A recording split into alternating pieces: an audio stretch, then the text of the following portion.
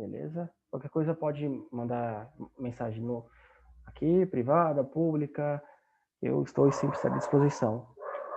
Iniciando o texto, a formação da classe operária no Brasil. Leia um trecho do livro A Formação da Classe Operária no Brasil, do economista austro-brasileiro Paul Singer, 1939, e está vivo até os dias de hoje, principalmente quando esse livro foi feito. Cada vez que um país se industrializa nos moldes capitalistas, forma-se uma classe operária. Os países que passaram por essa transformação são os que, no presente, são considerados plenamente desenvolvidos. Há um outro grupo de países cujo processo de industrialização se iniciou tomando impulso a partir dos anos 30, século passado, ou posteriormente. Esses constituem os chamados países recentemente industrializados, ou países em desenvolvimento, que a primeira revolução industrial começou lá em 1700 e bolinha mais ou menos, começando na Inglaterra, Europa, Estados Unidos e etc. Aí, esses países que o texto fala, 1930, mais de 100 anos depois da primeira revolução industrial. E, finalmente, os países em que o processo de industrialização nem sequer começou ou ainda se encontra em estágio inicial. Seriam os países não desenvolvidos, como muitos no continente africano, algum outro país no continente asiático. Beleza? Na verdade, sendo a industrialização um processo, tais classificações históricas sempre apresentam certo grau de arbitrariedade, de dubiedade, de contradição, pois o estágio em que se encontra cada país é muito próprio, diferente de qualquer outro. Essas classificações, no entanto, têm grande utilidade de permitir uma visão global do processo de industrialização em plano mundial. E essa visão é tanto mais necessária quanto mais a industrialização se internacionaliza. Fábricas se instalando em vários países, fábricas americanas no Brasil, na China, etc. E assim sucessivamente. Esse condicionamento se dá principalmente pelo comércio. Essa visão é tanto mais necessária quanto mais a industrialização se internacionaliza, isto é, quanto mais o processo dentro de cada nação é ou condicionado pelo processo geral. Esse condicionamento se dá principalmente pelo comércio mundial, ou seja, pela divisão internacional do trabalho, que assinala a cada país os ramos de atividade em que é mais vantajoso que se especialize. Assim, por exemplo, na segunda metade do século XIX, a divisão internacional do trabalho dos Estados Unidos, fornecedores de cereais aos países então industrializados na Europa Ocidental. Isso condicionou a proletarização do camponês europeu e grandes migrações transatlânticas, tão importantes para a formação da classe operária americana, ou seja, pessoas saíram da Europa e foram para os Estados Unidos. E devido às fábricas, às indústrias, deixaram de ser pessoas do campo, trabalhadores rurais, para se tornar trabalhadores das fábricas, se tornando uma classe operária, classe que trabalha em operações, em fábricas. A formação dessa classe operária, que opera nos países recentemente industrializados, se dá no período em que a internacionalização do processo já está consideravelmente avançada. Por isso, ela apresenta características diferentes. Além disso, o pano de fundo histórico sobre o qual se desenrola aquela formação difere marcadamente de país para país. E aí, tem uma perguntinha. Com base no texto e depois de pesquisar o assunto, procure apontar diferenças significativas entre o sindicalismo operário brasileiro das primeiras décadas do século XX e o instituído após 1930 pela legislação trabalhista de Vargas. Vou deixar vocês fazerem isso depois, talvez na próxima live, não tem dobradinha. Então, façam isso na próxima live, por gentileza, na terça-feira, ou se der para fazer em casa, eu agradeceria. Aí a gente vai dando continuidade. O quê?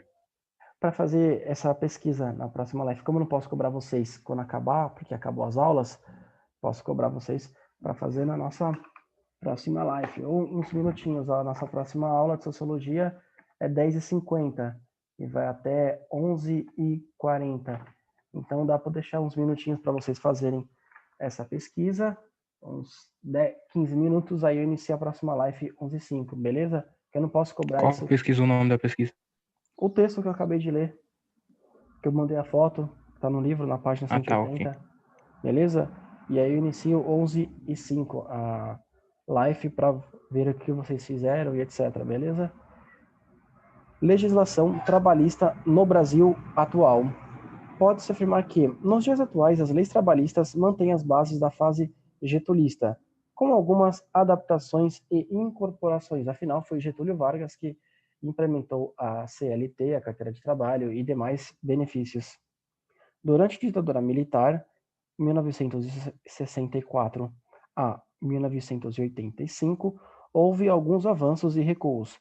Dentre os recuos, tornou-se ilegal a atuação do Comando Geral dos Trabalhadores, CGT.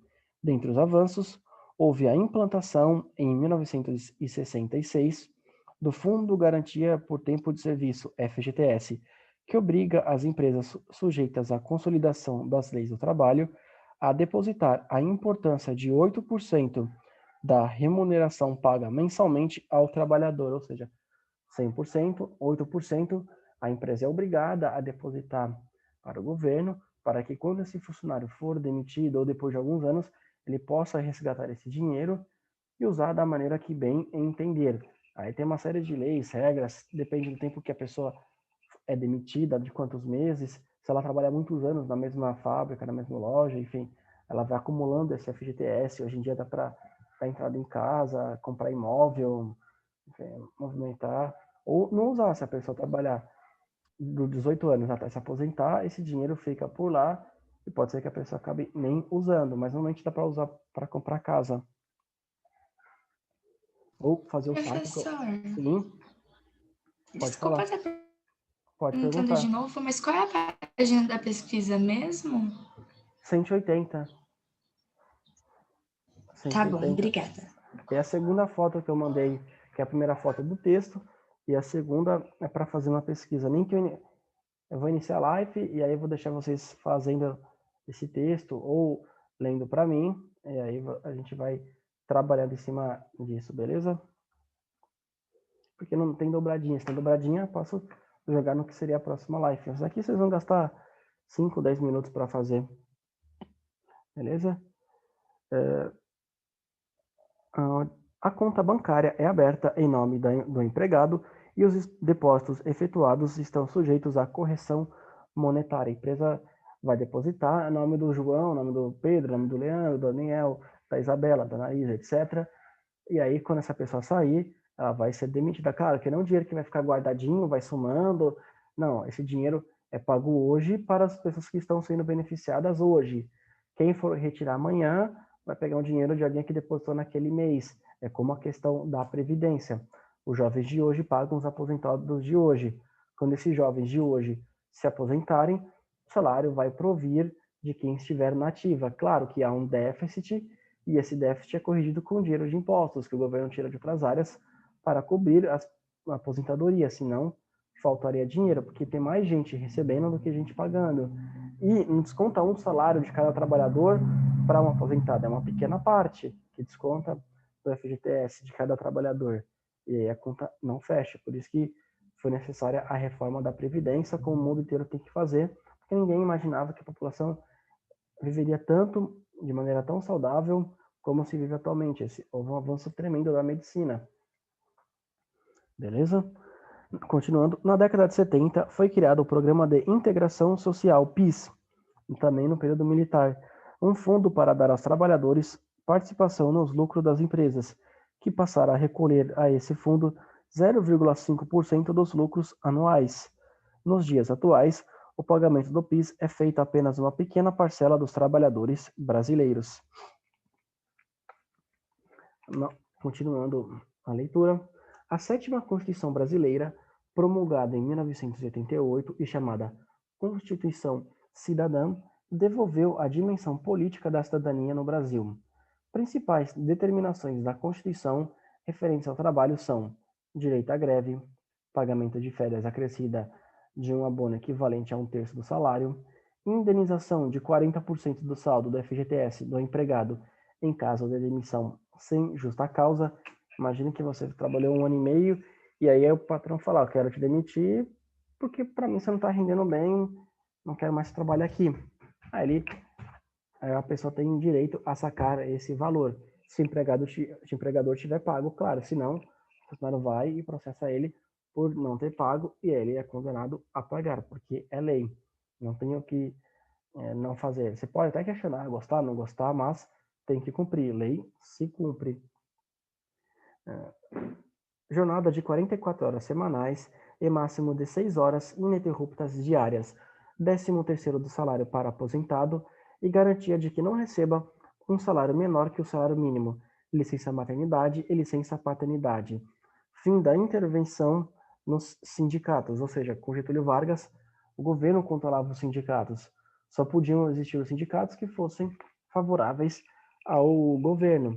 Numa época que os sindicatos lutavam pelos trabalhadores, por melhorias na qualidade de vida, por melhorias nas fábricas, que eram ainda muito primárias. As pessoas trabalhavam horas e horas, não tinha descanso semanal, eram obrigadas a trabalhar mais de 10, 12 horas por dia, sem férias, sem 13º, sem nada, e os sindicatos lutavam pelos pobres, pelos trabalhadores. E tinha alguns sindicatos na época que eram socialistas, que queriam fazer a revolução no país, igual foi feita a revolução na Rússia, de entregar o poder para o povo.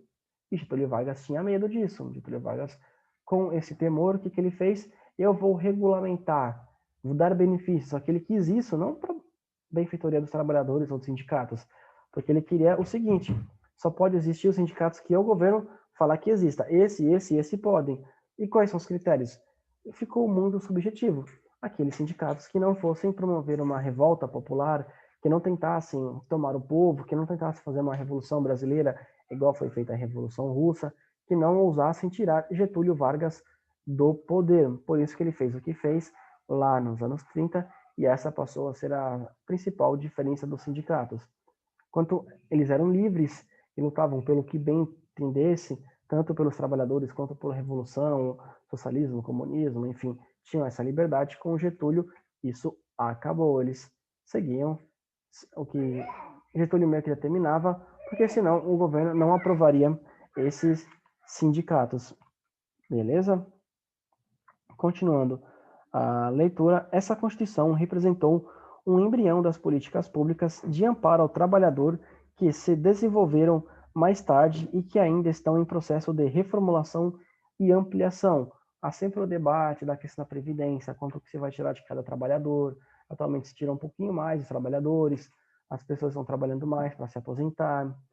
Uma discussão se deve existir uma nova carteira de trabalho mais flexível para facilitar a contratação, se deve ou não o governo instituir leis máximas de horas de trabalho, porque tem muitos grupos que são contrários a isso, que acham que se não houvesse isso, teremos mais emprego, mais renda, porque os patrões iam contratar mais funcionários, a economia se movimentaria, e devido à concorrência eles iam pagar pouco, porque se pagar pouco o funcionário vai para outra empresa. Alegam que tem a informalidade, que isso também seria combatido, uma vez que as grandes lojas, as grandes fábricas contratariam e por serem visadas não pagariam pouco. As pessoas deixariam de trabalhar na informalidade para trabalhar nas principais lojas, fábricas aqui do país, pelo status, pela experiência, por poderem talvez passarem a serem registradas, ter a carteira fechada, como se diz popularmente.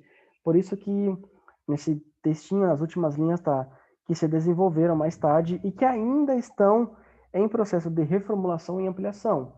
Reformulação pode ser que esses grupos consigam tirar essas partes, consigam modificar isso, dar um jeito de deixar mais flexível, e grupos também que entendem que isso tem que permanecer, que deve ser ampliado, porque senão os patrões vão pagar pouco, não vão dar férias, não vão dar 13º, porque são gananciosos e querem economizar, e se pudessem, pagariam o menos possível para os trabalhadores.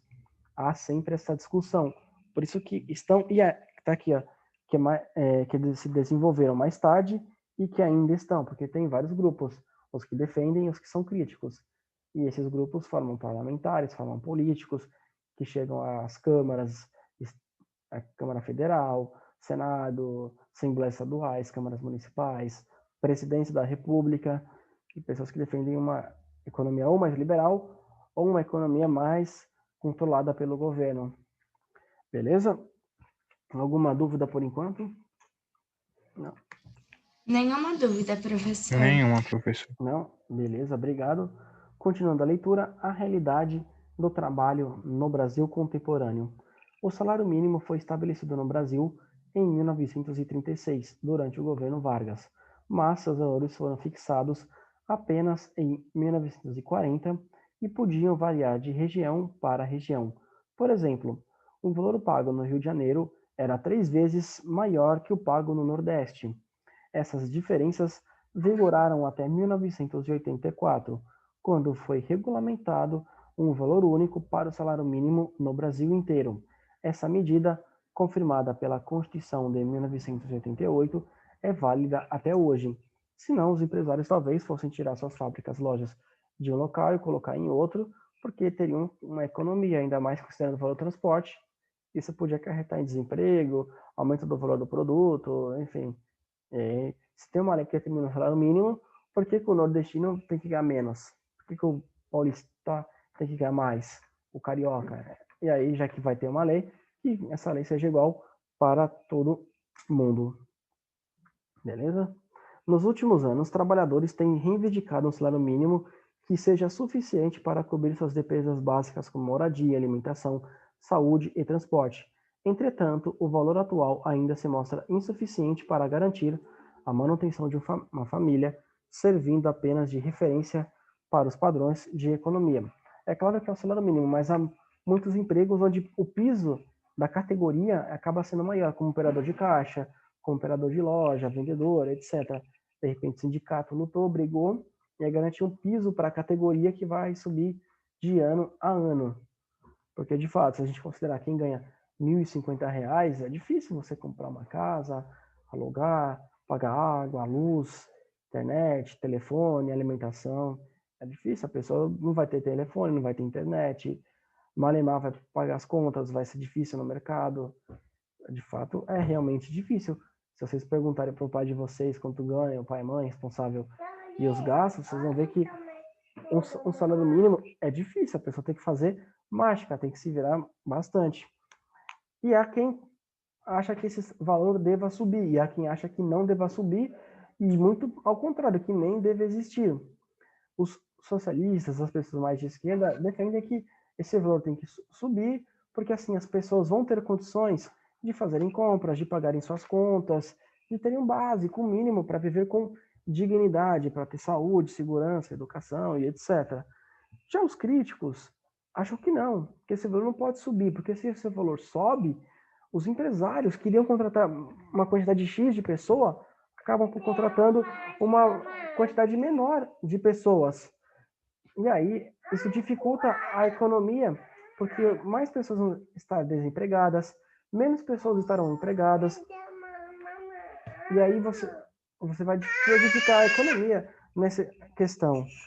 É segundo a visão liberal de pessoas que estão mais à direita. Por isso que esse é um tema que vai sempre se perpetuar. Vai ter críticos e vai ter adeptos. E se vocês gostarem disso ou não gostarem, forem favoráveis, forem contrários, para mim, tanto faz. O importante é vocês conhecerem, saberem que tem pessoas que gostam e tem pessoas que não gostam. E aí vocês entendam seus motivos. E podem ter a opinião que vocês quiserem. Porque a opinião de cada um é muito pessoal e aqui ninguém quer impor nada, apenas mostrar as correntes as correntes de pensamento, tanto econômicas quanto ideológicas, etc. Porque a economia não tem só uma corrente de pensamento, tem várias. Tem a corrente marxista, tem a corrente austríaca, tem a corrente socialista que não é marxista, tem a corrente de Chicago, enfim, de Friedrich Hayek, vários economistas famosos, vários livros. Então, um tema como salário mínimo não seria unanimidade. E esse tema, por não ser unanimidade, compete a mim vir aqui e apresentar para vocês, pelo menos os dois principais, o favorável e o contrário. Que no caso, eu podia pegar vários economistas sobre um assunto só e falando para vocês, aí levaria muitas aulas. Beleza? Desemprego e ampliação do trabalho informal. A herança deixada pelos governos militares e a implementação de planos econômicos como Cruzado, Bresser e Verão, década de 80, além da imposição do Plano Collor ou Brasil Novo e do Plano Real, na década de 90, mais especificamente em 92 e 93, provocaram a ampliação do mercado informal de trabalho no país. Esse setor é formado por trabalhadores que desenvolvem atividades por conta própria, comerciantes, ambulantes, prestadores de serviço, eventuais diaristas, entre outros, ou sem registros em carteiras. Esses trabalhadores não aparecem nas estatísticas oficiais do mercado de trabalho. Oh, para de chorar, senão vou tomar mamar, vou jogar fora.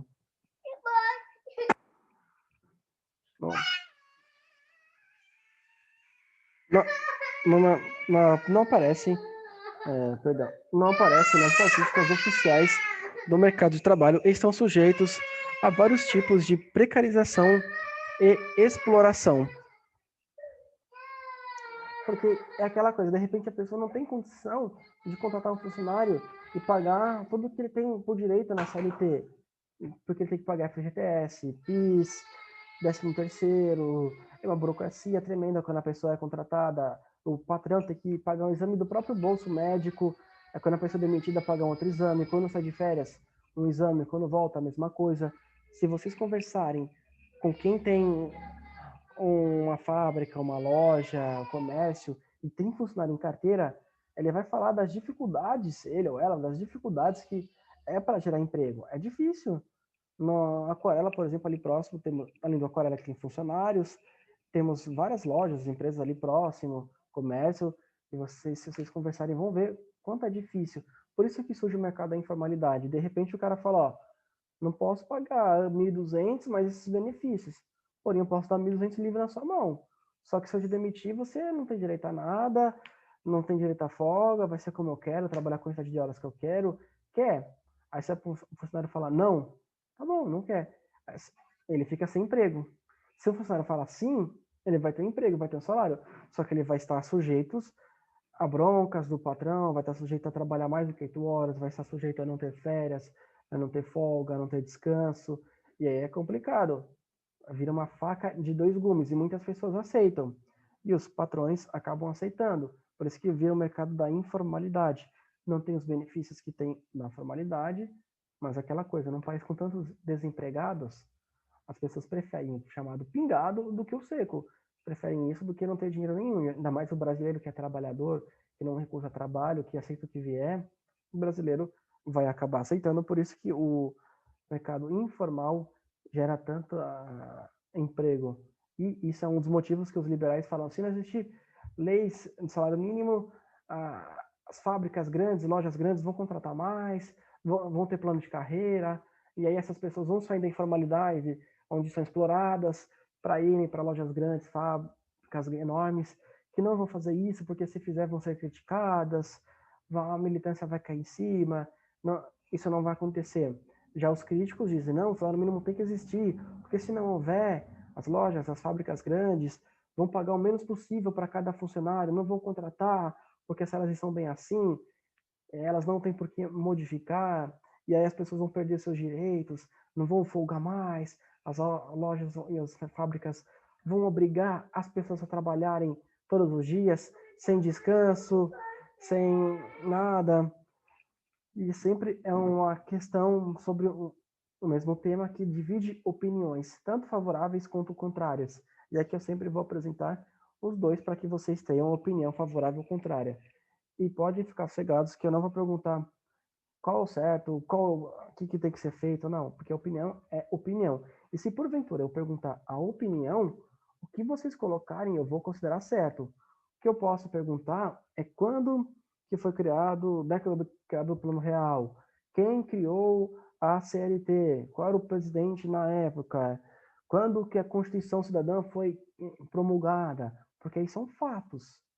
Você pode gostar, beleza, você pode não gostar, mas ela foi promulgada em 1988. E a prova vai ser sempre com relação a fatos. Plano Cruz, quem lançou o Plano Collor? Fernando Collor de Mello. Por exemplo, que a gente viu. Quando que foi criada o Fundo de Garantia? Em que ano? Quando que acabou o comando geral dos trabalhadores? Sempre vou perguntar sobre fatos. As aulas vocês têm que saber os fatos sobre um assunto, como em humanas, ele não é apenas o fato em si, mas tem opiniões sobre o fato, e apresenta os principais, e aí vocês têm a opinião que vocês quiserem, e na prova vai ser sempre com relação a fatos. Podem ficar sossegados que eu não vou pegar pesado, não vou pedir opinião a mais, escrita a mais, com relação a fatos, para que vocês saibam o que aconteceu. E a opinião, vocês vão ter a opinião que vocês quiserem ou não ter a opinião. Para mim, isso não importa, beleza? Apenas quero que vocês saibam os fatos e que diz os críticos e favoráveis e tenham o conhecimento. Continuando a leitura, esses trabalhadores não aparecem nas estatísticas oficiais do mercado de trabalho e estão sujeitos a vários tipos de precarização e exploração, que eu comentei. Se a pessoa é mau caráter, o empresário, como aquele trabalhador ou passa fome ou trabalha para ele, ele pode explorar, pode falar, ou você trabalha para mim, eu vou te demitir, hein? Tem outro querendo sua vaga, fica 12 horas, fica 15 horas, faz isso para mim, você não fez? Então você não vai fazer o que eu quero que você faça? Então eu vou te demitir. Aí o funcionário acaba sofrendo essa humilhação. Cara, não significa que os empresários são mau caráteres, mas que isso permite com que o mau caráter faça o que faz. Porque gente boa, gente ruim, tem tudo quanto é canto. Isso é um fato. E aí, isso dá brecha para essa possibilidade. Beleza? Continuando a leitura, vamos acabar esse texto. E aí, o próximo flexibilização a gente vê semana que vem. Herança deixada pelos governos militares e a implementação dos planos econômicos como Cruzado, Bresser... Quando o Brasil adotou o projeto econômico neoliberal, a partir da década de 90, os índices de desemprego começaram a crescer. A partir daí, verificou-se a ocorrência do desemprego estrutural. Postos de trabalho foram extintos como consequência direta das privatizações estatais nas últimas décadas. Outro problema decorrente do neoliberalismo foi um dumping social, fenômeno que ocorre em razão da competitividade dos mercados. As empresas pagam salários baixos para que os produtos atinjam o menor custo. E aí o mercado, as pessoas que consomem os produtos nos mercados vão optar por comprar um refrigerante mais barato, um tênis mais barato, uma roupa mais barata. Beleza? E aí, como consequência, eles vão demitir, vão pagar salários menores para diminuir os custos de produção para que o produto final fique num custo baixo e as pessoas possam comprar. Essa manobra compensa a baixa tecnologia de produção em alguns setores e resulta na perda de conquistas pelos profissionais, que se vê à mercê das forças de trabalho. E é uma outra consequência. As pessoas têm o seu salário diminuído quando não são demitidas, por conta dessa redução dos custos na produção. Entende-se como custos de produção, salário, muitos funcionários, e com relação às empresas que eram do governo e viraram privadas, quando os empresários assumiram, eles demitiram pessoas, porque eles estavam olhando, o que a gente arrecada não vai ser o suficiente para a gente poder pagar, então eu vou demitir, e não importa se o trabalhador tem conta, família, etc. Vou demitir e ele que se vire. Beleza? Continuando, o último trechinho antes da aula acabar, que faltam 5 minutos. No início dos anos 2000, outra imagem, página 182, realizou-se um estudo sobre a situação dos trabalhadores brasileiros. Esse levantamento indicou que a maioria deles não contava com direitos sociais previstos em lei. 13º, 54% dos trabalhadores, férias remuneradas 55%, ou plano de saúde 81%. Esse estudo mostrou que, no geral, os trabalhadores ganhavam pouco, submetiam-se a altas jornadas, consideravam o salário injusto, acreditavam não ser valorizados, cogitavam mudança de emprego, além de almejarem abrir um negócio próprio. Datafolha, março de 2012. É aquela coisa, para reduzir os custos de produção, você paga salário menor, não dá benefício como o plano de saúde, não paga as férias, etc. Aí o funcionário sofre, fica triste, fica infeliz. Dados do Ministério do Trabalho 2012 demonstram que a diferença entre os rendimentos dos trabalhadores brasileiros no setor formal e no informal é grande. Em vários casos, um trabalhador com carteira assinada ganha até 92% a mais que um assalariado sem registro. e tem rendimento até 40% maior que os brasileiros que fazem bico, entre aspas, porque é complicado você receber pouco e ainda trabalhar feliz, trabalhar alegre, etc. Como é que você vai trabalhar bem? Aqui temos uma imagem, uma mulher, segundo os dados do Censo Demográfico 2010, o próximo seria 2020, mas vai ser 2021, realizado pelo IBGE, o índice de família chefiada por mulheres naquele ano era de 37,3%. Pelo censo de 2000, era de 22,2%. Como não foi feito em 2020, que é de 10 em 10 anos, a gente não sabe. Vai ser feito ano que vem, a gente vai poder ter esses dados em mãos. Na foto, operária da fábrica da General Motors em Gravataí, no Rio Grande do Sul, em 2009. Próximo texto eu vou deixar para a semana que vem, para a gente poder trabalhar, não há mais tempo. Peço que vocês façam aquela perguntinha da página 180, por gentileza, para que a gente possa ler o que vocês escreveram, trabalhar, explicar em cima disso, e aí a gente dá continuidade na próxima aula. Alguma dúvida por enquanto? Nenhuma, professor. Não? Agradeço a participação, peço desculpas pelo imprevisto, pela malcriação do menteado, que é chato.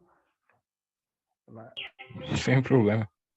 Infelizmente, imprevisto acontece. Ele vai ficar de castigo agora. Só para concluir o raciocínio, 2 minutos. Aí aquela coisa, né? Devido à concorrência, que eu até poderia explicar melhor, mas as fábricas vão sempre querer diminuir seu valor, o valor do seu produto. Seja como aqui a gente está vendo o carro, essa empresa que faz esse carro vai querer fazer o carro mais barato para poder vender mais. E senão outra empresa vai fazer. Mesma coisa vale para quem vende refrigerante, para quem vende roupa, para quem vende óculos, para quem vende videogame, celular, etc. As fábricas vão querer reduzir os seus custos. Entende como isso?